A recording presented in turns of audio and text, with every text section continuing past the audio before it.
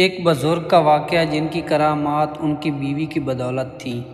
قاہرہ کے قریب دریائے نیل کے کنارے ایک بزرگ رہا کرتے تھے۔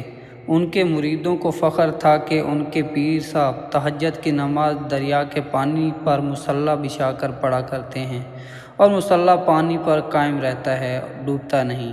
ایک دن شاہ صاحب کی بیوی سے کچھ ان بن ہو گئی۔ کہنے لگے کہ نیک بخت، مجھ سے دنیا بیعت کرتی ہے، مجھے اپنا پیر مانتی ہے، مگر نہیں مانتی تو نہیں مانتی۔ بیوی نے کچھ نہیں کہا، بس خاموشی سے اٹھ گئی۔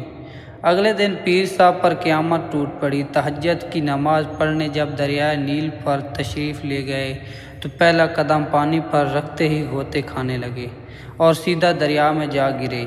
مریدوں نے بڑے مشکل سے باہر نکالا اور حیرت سے ایک دوسرے کو دیکھنے لگے کہ آخر ہوا کیا۔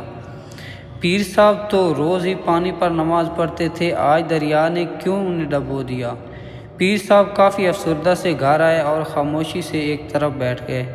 بیوی نے کن آنکھوں سے ان کی طرف دیکھا اور کہنے لگی، بس دیکھ لی اپنی بزرگی، یہ سب میری محنت تھی جس پر تم اپنی بزرگی چلا رہے تھے۔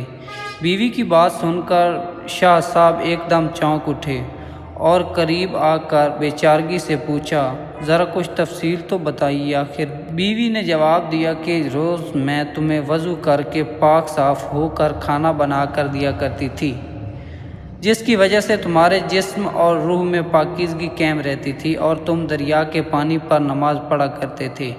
آج میں نے بغیر وضو کے اور پاک صاف ہوئے بغیر ہی کھانا بنا کر دیا۔